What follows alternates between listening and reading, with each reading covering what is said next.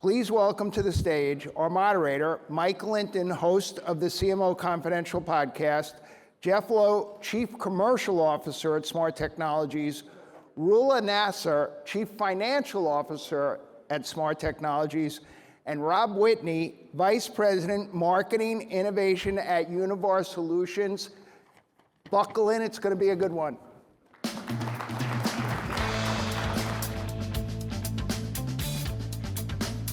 Are these on? What a dramatic introduction, Bill. I wish my parents had been here. My dad would have appreciated it. My mom would have believed it. And thank you very much for the 4 o'clock slot on behalf of the entire panel. We really appreciate that. So we're going to just do this like the podcast. So welcome marketers, advertisers, and those who love them to How to Collaborate with Non-Believers. I'm Mike Linton, the host of the CMO Confidential podcast, today with an all-star lineup from Smart Technologies, the CFO, and EVP Roula Nasser, along with Jeff Lowe, the EVP and Chief Commercial Officer. From Univar Solutions, welcome Rob Whitney, VP of Marketing Innovation. He is also repping his CFO, who can't be here. With 70 shows under our belt at CMO Confidential, we get a lot of themes. We get a lot of call-ins, a lot of notes. One of those themes is around non-believers. And to be clear, a non-believer is not necessarily totally against you. They just maybe don't even care about you. Or, you know what I mean. I just want you to get the whole non-believer thing in your head. It's not like they're always against you, but they may not always be helping you. And so here's what we hear. Finance doesn't get me. Sales treats me like a vendor. No one believes in the value of marketing. The CFO is not on my side. And sometimes budget meetings are a little contentious. Basically, my finance department and a lot of my C-suite peers don't believe in what I do. That may sound familiar to some of you. And our panel is here to help you solve that problem with a bunch of practical advice. So let's jump right in. Roula, you are a career finance person in the B2B space. What did you think about marketing early in your career? My perception of marketing, it's a fluff. Does that resonate with you? So it's really, you're creative, highly subjective, lack of standardization in terms of how you deal with things, offset by how finance think. So there's really a difference of perspective, and that's what creates that friction. We have very clear metrics, very general metrics and standard principles that we all align to, that our stakeholders, our investors, our board understand, while the marketing organization have many metrics that are not standard. And that's where mostly my assessment of that fluff. The other piece of information, and you probably know about this, is I think of marketing as an expense. I used to. This is like a long time ago. Yeah, exactly. It's going well so far. You asked me what I thought. Not an investment. It's more about that type of behavior that allow me to rethink what I think of marketing. Yeah. So you went from fluff and an expense item from a non-believer to a believer. Tell us how that happened. I wouldn't say I'm a non-believer, and this is what I want to challenge you on. I'm ready. Marketing was more like, for any finance professional, think about it, it's their blind spot. It's something that they don't pay attention to. It's how do you bring that to light and to fruition. So to me is, how I was able to address that? It's my curiosity. Because I supported businesses, and I just didn't come from a finance organization. I came from operation, I came from business management, pricing. So I've always intrigued in terms of what really is driving revenue. Obviously, I'm a finance person in and out, but what's really driving the revenue and the growth?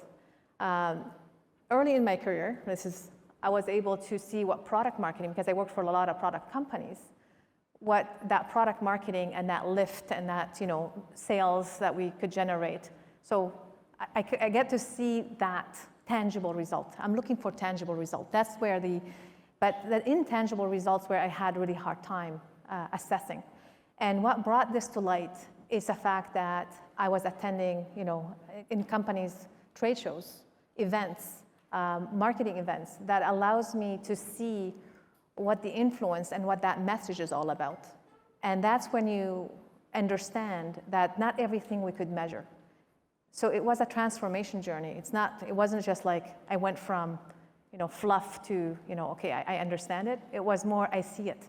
We're a type of people that like to see, like to feel, like to assess, and like to measure. That discipline, that measurability is very critical to a finance professional.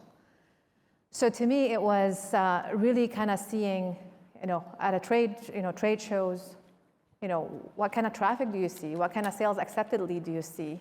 How does that generate to revenue?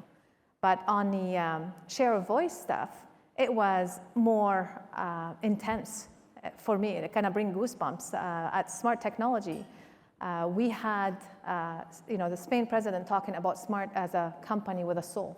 How do you measure that? And that's what resonated with me, and that's what kind of like I felt compelled to, okay, that is share of voice. That is what we were able to bring. And that's where we got over 70% market share in that region because of the effort that Jeff has been working on when he was a CMO and now he's a chief commercial officer. So it's easy for me to talk to Jeff now because I'm not just talking about marketing. I'm talking about revenue. I'm talking about profitability. I'm talking about contribution margin. I'm talking about adjusted EBITDA. So that's one thing. The other piece of it is my curiosity also led me to visit customers. Our biggest customers, whether it's in Europe, in the Middle East, or here in the States. My last visit was about less than a year ago. I had the pleasure of meeting a reseller in Connecticut. So they told, I went with our sales and UCE organization, and the reseller was worried, so he brought in his finance team. He said, the CFO is coming. What are they going to talk about? Are they going to talk about credit limits? Are they going to change things? So I came and said, I'm not going to talk about finance. I'm here to talk about your business. How together are we going to grow the business? How we need to increase market share. We increase that share of voice. And you could just see that look, and it's just like, this is not a finance person talking. But it's, I've listened to many sessions here, and the key theme is not only you need to understand the language of finance and the business, finance also need to understand the language of marketing and what makes that collaboration much stronger. Thank you for that. That's a great answer. So Jeff, you walk in or you're having this discussion and you have this blind spot, and obviously you have a great partnership now. Yeah. Give us some tips on how you got this going in the right direction and took advantage of all the curiosity and the interest from Rula.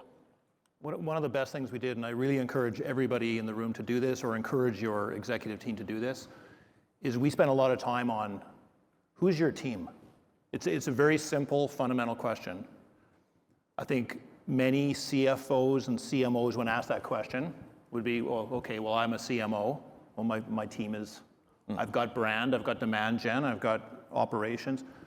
No, that's not my main team. This is a mindset. My team is the executive team. If you're C-level executive, then your role is to lead the company.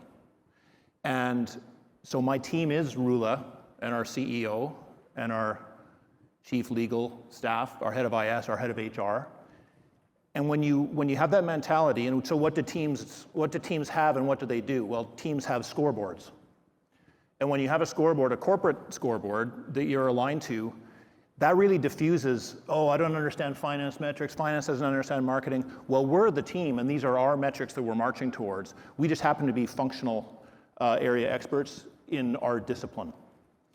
And so that's a really key mindset. And then one exercise that we did, and I'll keep this short, but it was just so profound. We did this 8 or 10 months ago, Rula, and we were working with a consultant. I'm happy to share more with people if you want to grab me after.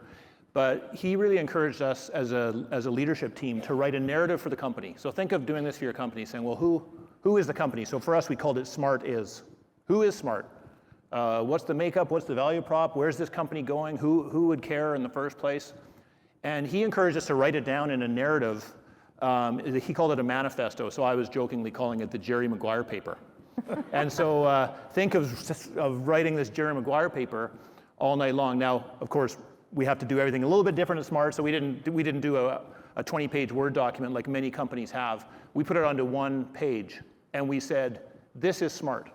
And I won't tell you what it all is, but it's actually quite a simple diagram. There's 4 different parts, and when you do them all correctly, the middle of that Venn diagram is something called pride. And that took us, was it months, Rula, that it took us to do that? Yeah. But we built that together.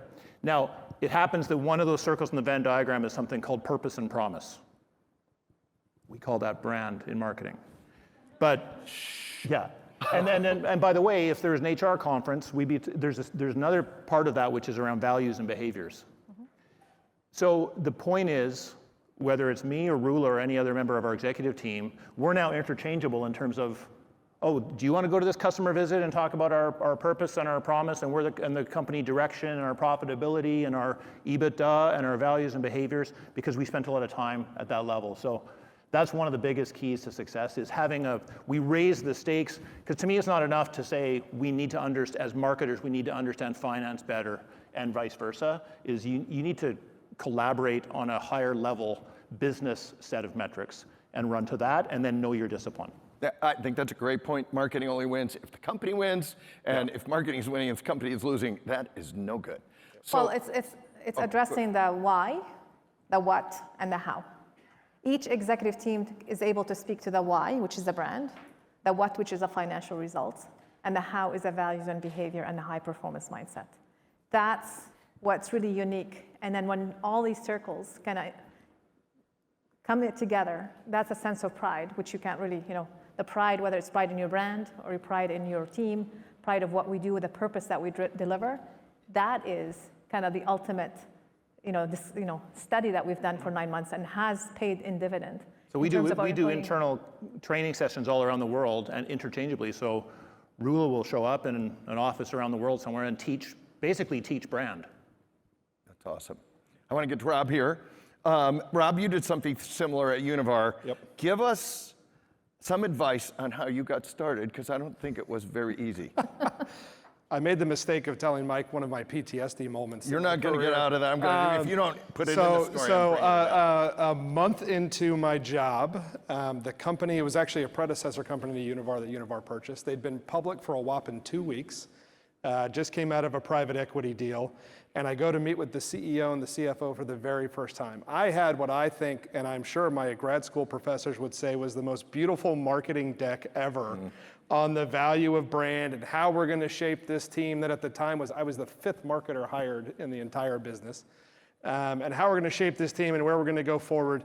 And I got 2 slides into it, and the CFO started pounding his wedding ring on the table. And I go, what is he doing? And I just keep talking, and he keeps pounding his wedding ring. And the CEO goes, are you going to stop talking and ask the question? I go, okay, sorry. Yeah, what's the question, Mike? What are you doing? He goes, you're running out of time for my attention. When are you going to create value for this business? Because nothing in this deck creates any value for me. I think I went home, I drank a lot, maybe cried myself to sleep, but it was There is an important practical tip for the whole audience right there. But no, I woke up the next morning, I thought to myself, I have 2 choices, right? I can run screaming from this business right now, or I can take a step back and think about what actually matters to the organization, what matters to the business, what matters to my stakeholders. I'm a firm believer in servant leadership, and as a marketer, you are there to serve the greater good of the business. To Mike's point, if they're not successful, you're not successful. So it became extremely basic blocking and tackling and product marketing and things that had never been done by the business before that we would all sit there and scratch our heads and think are elementary, but to a $6 billion chemical company, they had never thought about doing it. That was why I was there. And so instead of starting at the very top of the funnel, the brand and the storytelling and all this stuff we're taught as marketers, it was how can I ring the cash register as fast as possible? How can I identify parts of the organization and the sales team and our product management team that were actually interested in working with me as opposed to trying to shove something into people that weren't willing to be early adopters? And then how could I leverage those peers to run around and market marketing. So instead of me standing up at a conference for the company and saying how great my latest campaign was or how much marketing influence gross profit we delivered as a team, the sales team and the product management team and the suppliers we support as a distributor were the ones singing our praises. Then all of a sudden, every time I walked into the CFO and asked for money, I got the check cut because it wasn't, yes, I'm the one asking for the dollars, for the investment, but it was because of the return they were seeing in real time. And what's funny is it doesn't have to be that huge. I literally remember the first campaign, a month later I walked up and I said, we got 15 customers to expand their share of wallet with us and we made $15,000 in gross profit. You would have thought I just made the company millions upon millions of dollars because it was the first time someone walked into the CFO's office and could clearly spell out, here are the things we did, here is how we worked with sales, here is how they engaged, and here is the value we generated accordingly. I think this, thank you for the wedding ring story, because I was going to get that out of you. No matter what, once you let it out and you didn't say no comment. I do still have nightmares from time to time with that clicking in the background when things aren't going well. And I do think this goes to yesterday's presentation about you got to choose the right club. One marketing club does not fit all golf shots. Yep.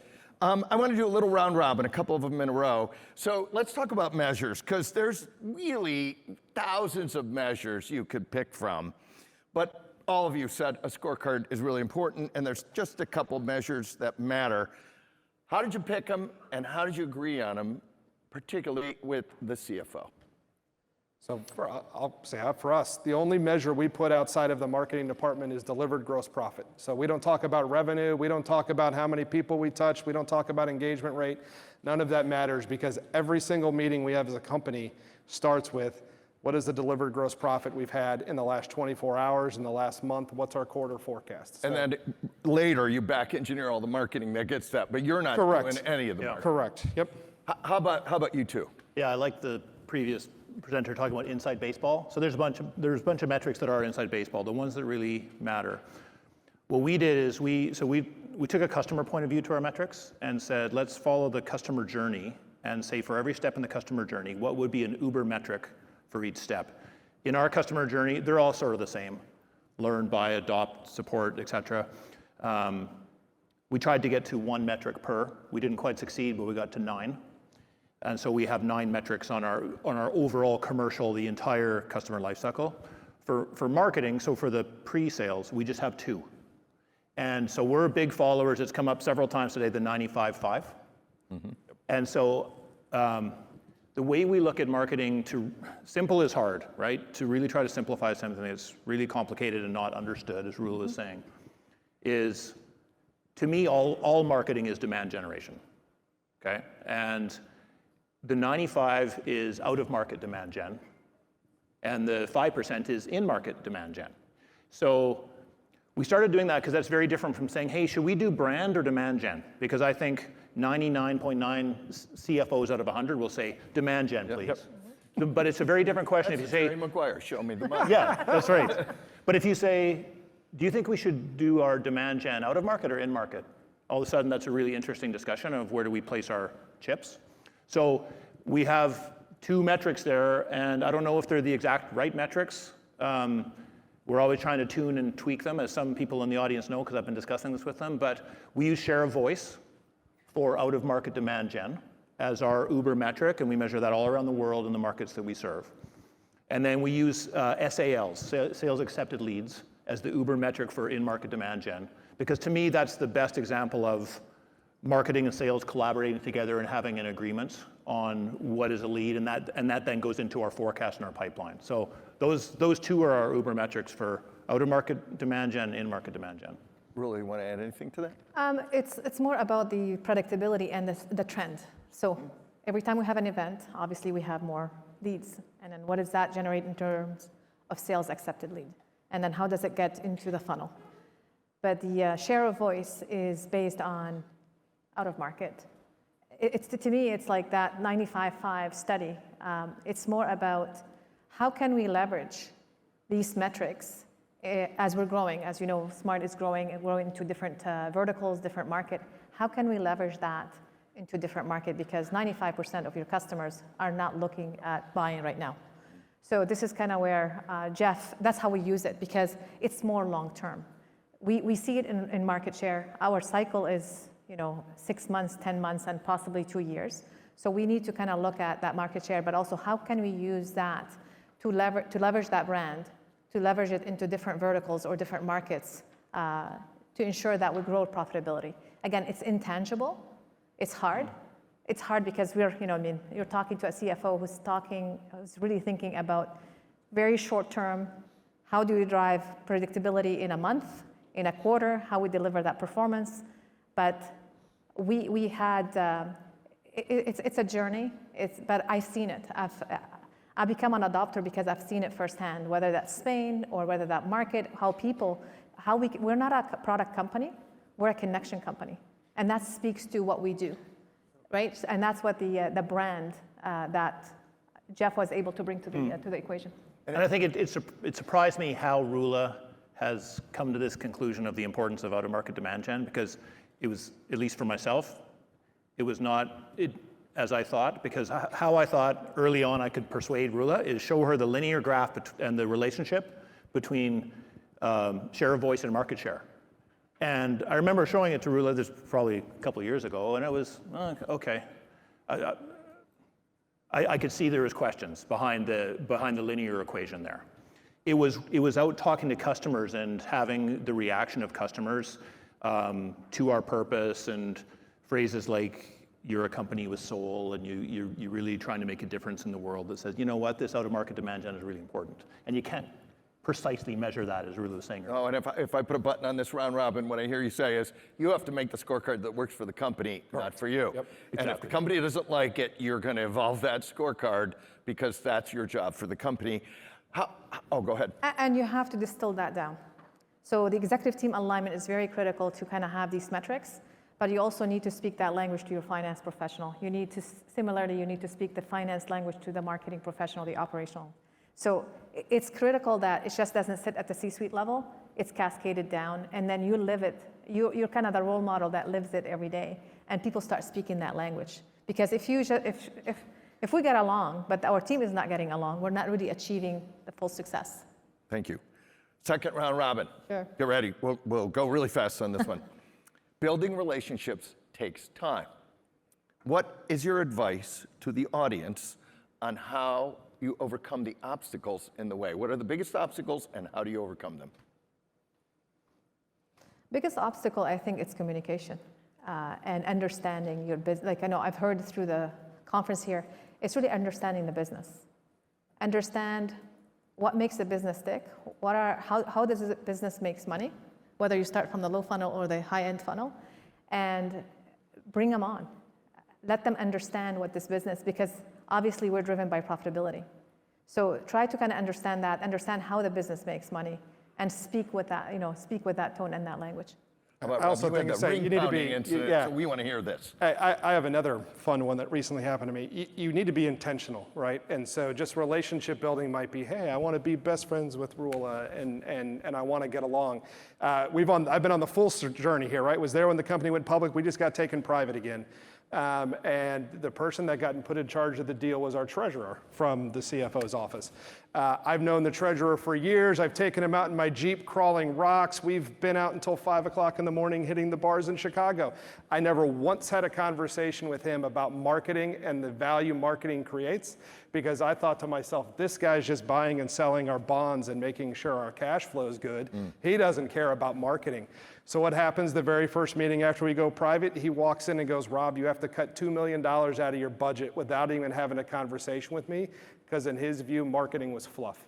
I'd spent all my time with the FP&A team, with the CFO, with our district finance people. I never thought about my good friend Joe and whether or not he actually understood what I showed up and did at work every day. So don't just think about maybe the people that have direct impact day to day on what you do. Think about those influencers. Think about the people that are the high potentials that have been targeted within the company to grow and be in a position that might impact you in some way, shape, or form, and be very purposeful in ensuring not only you building a friendship, I hope you do, but also make sure they really understand what you do every day. And you just said there's a big difference between a relationship and a business relationship. Yep. And you should not take that for granted, right? Yep, absolutely. Thank you. How about you? Yeah, I mean, I just top up saying it's a relationship and a people business. We have a saying, talk when the stakes are high. And because I think a lot of times the conflict between finance and marketing and sales for that matter, is it's hidden behind emails and Teams calls. And I think when you do spend time to invest in the relationship, which could be hey, can we have a face-to-face meeting about this? Or even better, do you want to come to this sales call with me? Or we're having a marketing planning session on segmentation. It would be great if you could come. You know, there's members on Rula's team who are business partners. I don't know if this is a common, it's common in your company as well. The business partners are embedded within the commercial team. They come to all the kickoffs, they participate in the group planning sessions. It's a people business. We're working for the same company. Getting to know each other on a personal level goes a huge way. And playing with real things. These are real topics, not just real topics. Yeah, real topics. Yeah, I would say a game changer for our C-suite in the last year has been doing a lot of training and a lot of work around radical candor. If you've ever not read that book, please go read that book. And there's lots of people that do great training, but that's allowed us to have those really hard conversations from a position of trust and a position of knowing the positive intent of the person on the other end. That has unlocked a whole lot of value between marketing and sales and product management and the finance Absolutely team. agree. Yeah. Chapter 1 is ring banging to get attention. Yep. Okay. Rula, just for you on this one, you've gone from the blind spot into the you can actually do the marketing kind of whole presentation. What do you recommend for our audience when they run into just a broad swath of non-believers? I would say, first of all, I got to tie it back to the study that Jonathan was talking about yesterday. Accountability. Show up with accountability, show up with a discipline, show up with you understand the business and you know how the business makes money. Because that's how you could relate. That's how people was just like, you got their interest. You know, you're the subject matter expert of marketing. Like, what makes that, the finance start listening to you, or you can get that impression to listen and then be more attentive to what you're doing. Yeah. Thank you for that. Last round robin, because then we have to go to the audience, for I'm sure you're going to be besieged with questions. Round robin, quick one.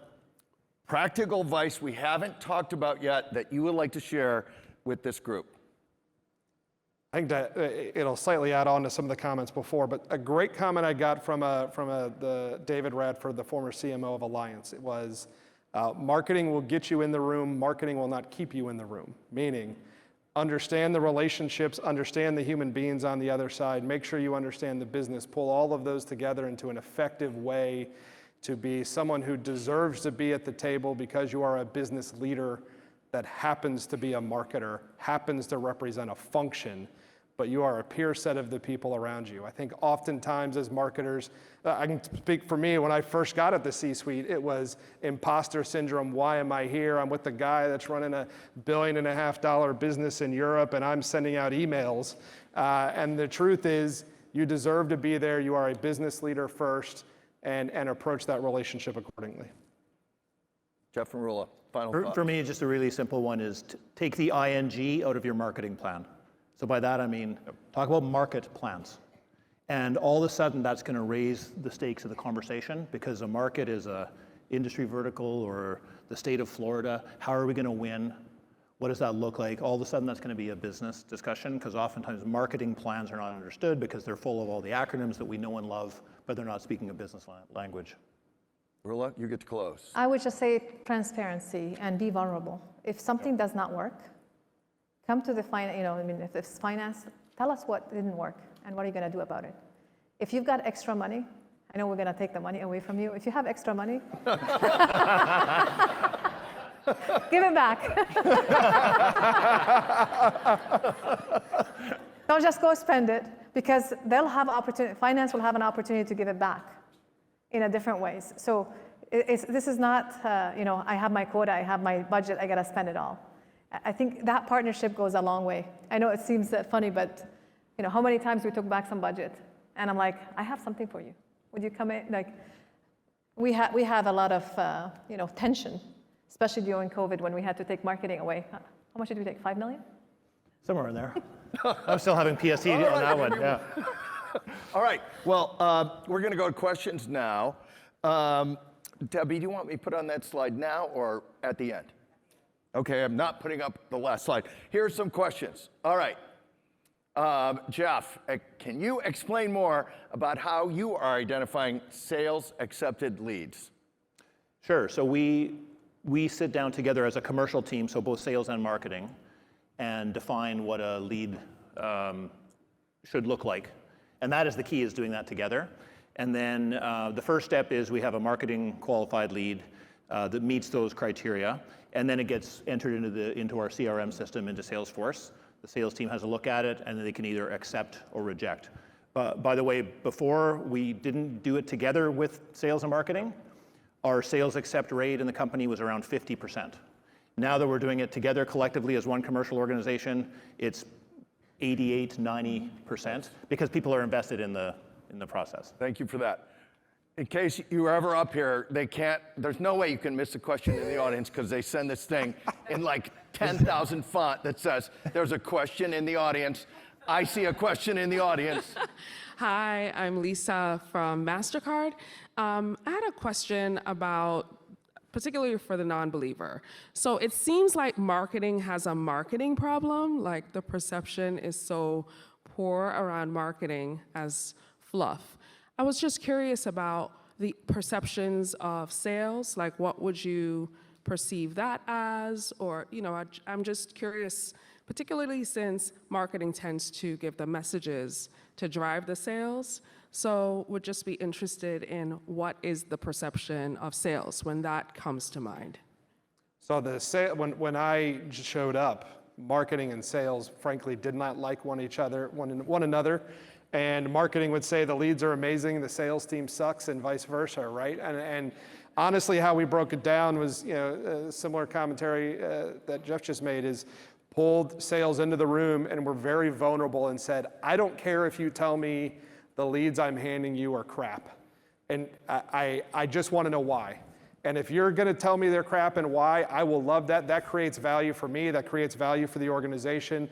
That moves us forward with our customers. You just ignoring or not accepting something and giving me no feedback is actually the worst thing you can possibly do for the organization. So approaching with that vulnerability and I'm trying to learn the business, I'm trying to understand is a great way to do it. I also, I have a requirement on my team that our industry managers have to go out and do sales calls and actually sit there and talk to customers and do ride along. I mean, our people literally drive for 8 hours from industry park to industry park and just talk to the frontline sellers and understand what they're seeing and what they're doing. Forcing those kind of conversations and that kind of relationship made it a lot more effective, and to where I don't think that tension exists anymore, or as much as it did. I'll let you two talk about sales, and I'm going to roll in a question to both of you. So sales, but also this question has been voted up.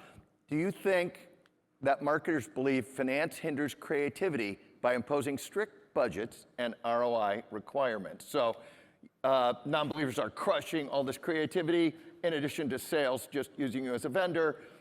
Tell us about it. Want me to start? Oh, you guys can. I mean, I don't think that's what marketers believe, that finance hinders creativity. I think the word for me would more be reach or scale, because there's always some room to do marketing and to do great creativity. In my experience, anyway, it was always, wow, we could do a lot more if we unlocked budget to really get more scale and reach. But again, when you take the approach of the CMO is in the C-suite, it's not finance who's hindering anything. It's the executive team. Mm-hmm. So a lot of times I'm part of reducing marketing budget, not because I want to, because it's in the best interest of the business. Yep. Rula, anything? Oh, yeah, so, sure. To me, it's like, from a CFO perspective, I'm not just looking at marketing. I'm looking at the CIO, what they bring in, from whether it's cybersecurity. I'm looking at the facility, if we need to expand. So all this stuff has trade-off. So strict budget, everybody is following the same strict budget because there's only finite amount of resources and dollars that we could spend. And we need to maximize the value. So when we talk to, it's not we hinder, It's more about what value you bring and how important it is from that scale 1 to 5. And then we, as a collective team, we decide what we want to do. And then Jeff might come into the table and say, I will cut my budget here because that's more important. I need to get this certification. I need to get this sustainability thing. It's more important for me because that will drive future sales versus spending it into marketing. So it has to be collective. And it's not us versus them. It's collective us. We need to think about the whole value chain of the company versus marketing versus sales versus finance versus operation and all different departments. And I think this is a super important point, because if you think to your early comment about what team you're on, there's always more ideas than there is money, people, and time. And a ton of those ideas have to be cut. Your job isn't to get them all through, especially not for marketing. Your job is to help pick the right ones. We have to be creative in selecting which priority we have to pick. Yes. So we got a bunch. Bill, do I have time for one more question or not? So no, we do not have time for one more question, because Debbie wants me to put up a slide. So if I could put up that slide. This is, we were talking about, you need the right club and the right measurements for whatever marketing situation you're in. There's not just one club for all marketing situations. This is the paper that was talked about yesterday, and if you want to download it again or scan it.